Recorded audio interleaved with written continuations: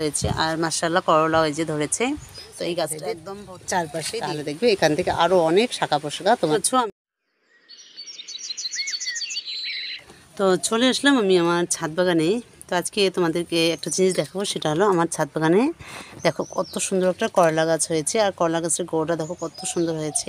তো আসসালামু আলাইকুম, আশা করছি তোমরা সবাই ভালো আছো। তো আমিও ভালো আছি। আজকে একটা নতুন ভিডিও নিয়ে তোমাদের সামনে হাজির হলাম।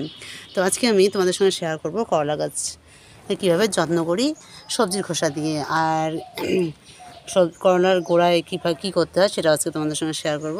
তো চলো আমার ভিডিওটা শেষ অবধি দেখতে থাকো, আশা করছি তোমাদের ভালো লাগবে।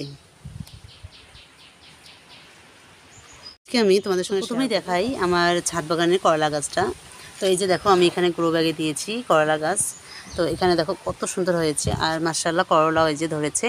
তো এই গাছটা একদম ভর্তি হয়ে গেছে, দেখো ডালপালা নিচেও নেমে গেছে, আর এটা একদম মাচা উঠে গেছে এই যে দেখো। আর আমার ছাদ বাগানের করলাও প্রায় চলে আসছে। তো এই গাছটা কিছু কাটিং করবো, পাতা সেটাও দেখাবো। আর দেখো এই যে এখানে একটা গ্রো ব্যাগে করলা গাছ দিয়েছি, এটা এখনও ছোটো। আর এই দিকে দেখো দুটো ছোট ছোট করলা গাছ আছে। তো আমি এই করলা গাছটা প্রথমে কাটিং করব, তারপর আমি সবজির খোসা দিয়ে কিভাবে যত্ন করি সেটা দেখাবো। তো চলো আগে করলা গাছের পাতাগুলো কীভাবে কাটিং করতে হয় সেটা একটু তোমাদের দেখাই। দেখতে পাচ্ছ আমি করলা গাছটার নিচটা যে গোড়াটা আছে সেই গোড়াটা আমি প্রথমেই কাটিং করেছি। এই যে দেখো এখানে আমি পাতাগুলো এই যে কেটে দিয়েছি। এই যে গোড়ায় কোনো পাতা রাখিনি, তার কারণ হলো গোড়ায় পাতা থাকলে সেই গোড়া থেকে যে মাটিতে যে পাতাগুলো পড়ে সেগুলো থেকে ফাঙ্গাল ইনফেকশন হয়ে যায়, ওই জন্য আমি গোড়ার পাতাগুলো রাখিনি। তো এইদিকে দেখো আবার নতুন করে পাতা বেরিয়েছে। এই যে দেখো এই পাতাগুলো নষ্ট হয়ে গেছে। তো এই নষ্ট পাতাগুলো গাছে রাখবো না, তাহলে এই নষ্ট গাছের পাতা থেকে আরও অন্য পাতাগুলো নষ্ট হবে। তো এই জন্য আমি এগুলো সব কাটিং করে একদম দূরে ফেলে দেব। তো এই যে যেগুলো পাতা নষ্ট হয়ে গেছে সেগুলো আমি একটু কাটিং করে দেই। তো এই যে দেখো, আর ছাদ বাগানে প্রচুর করলা তোমরা ফলন পাবে। ছাদ বাগানে খুবই করলা হয়, আমি আগেও দিয়েছি, প্রচুর করলা পেয়েছি। তো দেখো চারদিকে অনেক করলার ডালপালা মেলেছে এই যে দেখো। তো প্রথমের দিকে তোমরা কাটিং করবে না, কারণ প্রথমের দিকে করলা পাতা এমনিতেই অনেক চারিদিকে ছড়িয়ে পড়ে। তো যখন এই করলা গাছটা তোমরা দেখতে পাচ্ছ একদম আগাটা আছে, সেই আগাটা আমি একটু কাটিং করব সেটা দেখাবো। তো এই যে দেখো এখানে খুব সুন্দর করলা ধরেছে, আর আমাদের এদিকে প্রচণ্ড হাওয়া মানে বাতাস। তো যাই হোক এদিকে দেখো এই যে করলা ধরেছে। তো এর আগাটা আমি তোমাদের দেখাই, একদম মেইন আগাটা। এই যে দেখো এই মেইন আগাটা আমি তোমাদের দেখাচ্ছি কাটিং করে।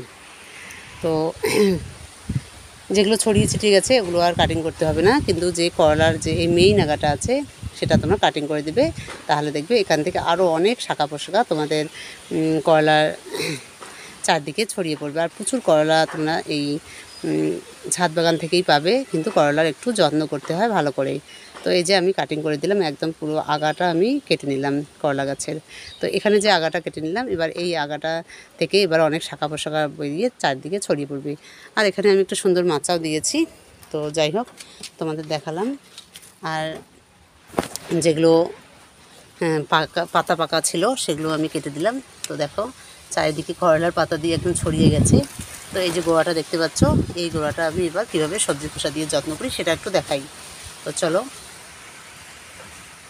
করলা গাছটার গোড়াটা যে আমি সবজির খোসা দিয়ে যত্ন করব, তো কীরকম সবজির খোসা নিয়েছি সেটা আগে তোমাদের দেখাই।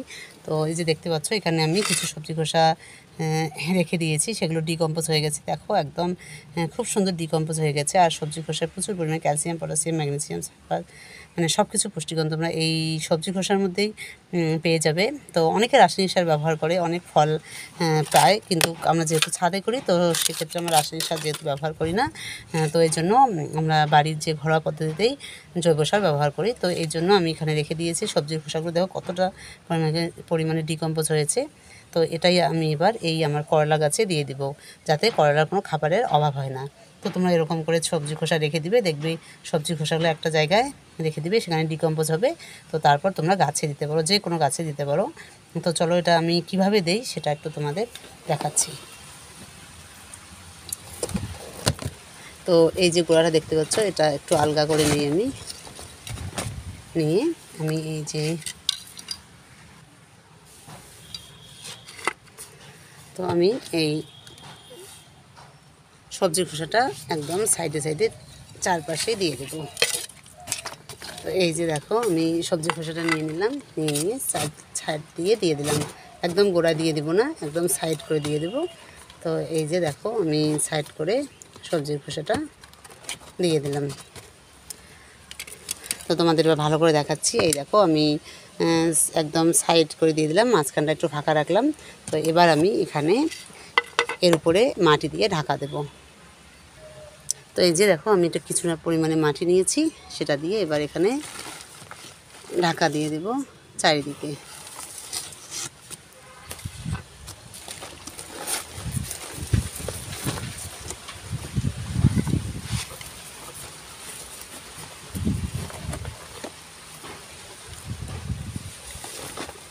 তো এমন করে ঢাকা দিয়ে দিব যাতে সবজির খোসাটা আর বাইরে বেরিয়ে না থাকে, সেরকম করে আমি মাটি দিয়ে ঢাকা দিয়ে দিলাম। দিয়ে এবার এর উপরে দেব কিছুটা পরিমাণে পানি। তো এবার আমার গাছটা প্রচুর পরিমাণে খাবার পাবে, মানে সব ধরনের পুষ্টিগুণ এবার আমার গাছটা, করলা গাছটা পেয়ে যাবে। আর করলার ফলনও দ্বিগুণ হবে আর গাছের গ্রো খুব সুন্দর হবে। তো চলো আগে পানি দিয়ে দেই। তো এই যে দেওয়া হয়ে গেল, আমার করলা গাছের যত্ন হয়ে গেল। তো আমি পর্যাপ্ত পরিমাণে পানি দিলাম, মানে যতটুকু পানি লাগে তো ততটুকু পরিমাণে দিয়ে দিলাম। তো হয়ে গেল আমার করলা গাছের যত্ন। তো তোমরা এরকম করে তোমাদের ছাদ বাগানে করলা গাছের যত্ন নেবে, আর দেখবে করলার প্রচুর ফলন পাবে। আর করলা গাছে ফুল ফল আর গাছের বৃদ্ধিতেও খুব সাহায্য করে এই কলার খোসা, সবজির খোসা। তো তোমরা অবশ্যই তোমরা ছাদ বাগানে 10 দিন বা 15 দিন অন্তর অন্তর সবজির খোসা ভিজিয়ে রেখে সবজির খোসার পানিটা দিতে পারো, বা সবজির খোসা ডিকম্পোজ করেও দিতে পারো। মানে অনেক পদ্ধতিতে তোমরা সবজির খোসাটা ব্যবহার করতে পারো। তো অবশ্যই তোমাদের ছাদ বাগানে সবজির খোসাটা ব্যবহার করবে। তো আজকের ভিডিও এখানেই শেষ করছি। তোমরা সবাই ভালো থেকো, সুস্থ থেকো, আর তোমাদের সঙ্গে নেক্সট ভিডিও দেখা হবে। আর আজকে আমি যে আমার ছাদ বাগানের করলা গাছের যত্নটা দেখালাম, তো কেমন লাগলো সেটা অবশ্যই কমেন্ট করে জানাবে। তো তোমরা সবাই ভালো থেকো, সুস্থ থেকো, আর তোমাদের সঙ্গে নেক্সট ভিডিওতে দেখা হবে।